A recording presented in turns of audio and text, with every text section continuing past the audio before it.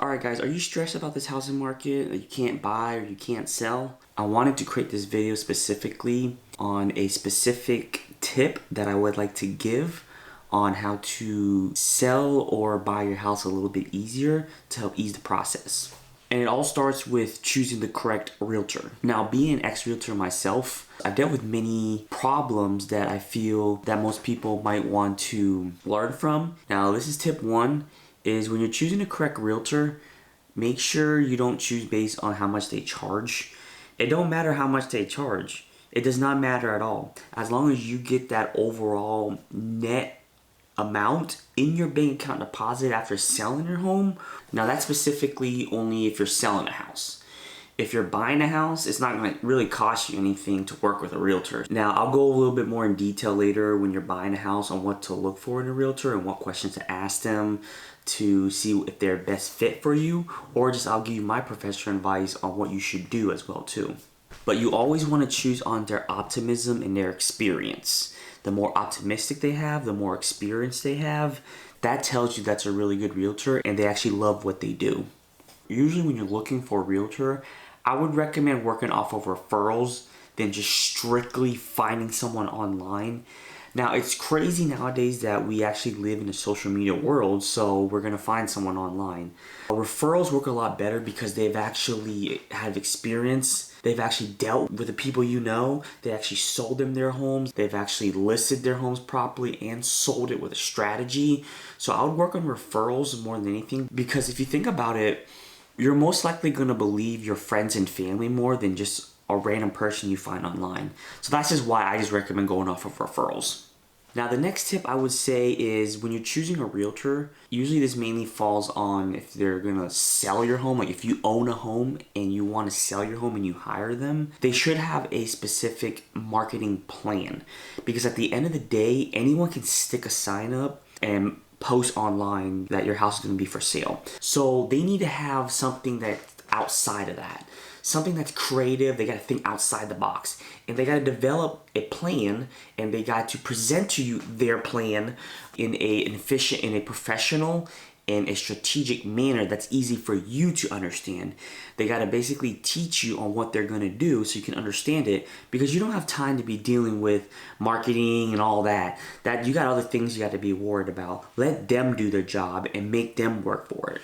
A good question to ask them would be, what is the first thing they're going to do once they list their home? So if you meet with them today, within that meeting, they need to be able to answer the question, what is the first thing they're going to do after they come home from your meeting today?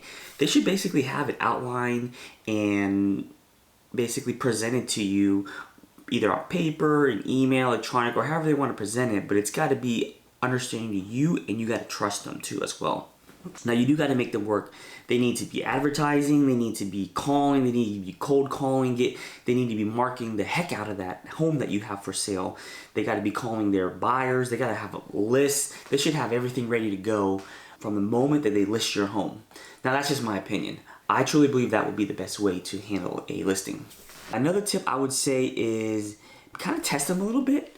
Test their knowledge. Ask them difficult questions that you probably already know the answer to. Basically what you're doing is you're hiring a marketing expert is what you're doing. Give them a negative comment and they need to respond with a positive comment. Are they being negative about the market? Are they being positive about the market? And no, there's not going to be a market crash. Whoever said there's going to be a market crash, that means you're not working with the right person. You need to get yourself another realtor. I don't have time to show data right now, but if you want to research, there's plenty of data out there that there's going to be no marketing crash. Now, they need to teach you to sell and buy rather than sell, buy. Another tip when you're looking to sell your home would be make sure you sign an agreement with the realtor. Now, one of the best type of agreements, and the only agreement that you should sign with them would be a exclusive listing agreement. The realtor is going to get paid no matter who sells the home. No matter you sell it or anyone sells it, they're going to get paid for it. Now, a lot of people think that's a disadvantage, but it's not a disadvantage. And that's because you want a realtor working for you no matter what. They don't sell, they don't eat. If they know they're going to get paid, you best believe they're going to work their tails off to sell that home and to get paid at the end of the day. Because other agreements, what's gonna happen, they're gonna basically be competing against you. If you're selling your home and you sell it on your own and they know they don't get paid, they're kind of competing against you. And you don't want anyone working for you competing against you. And that's just my opinion. So exclusive listing agreement is gonna be the best thing. Now again, I'm not saying that because I'm biased and I used to be a realtor.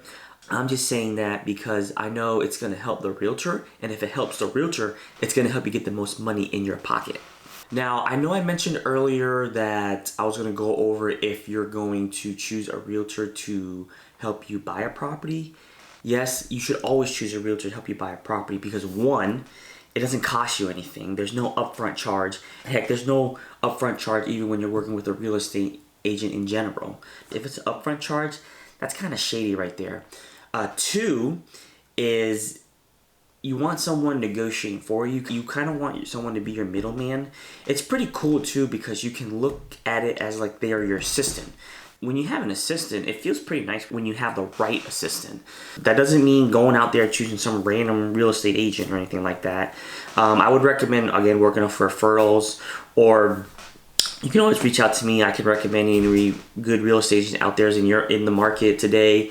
Now, I am based in Florida, so I would only know Florida real estate agents. There is a website as well too where you can go on and find trusted real estate agents in the whole United States. I've actually used that website before, and it's a trusted personality, a podcast that I listen to, so you can reach out to me about that.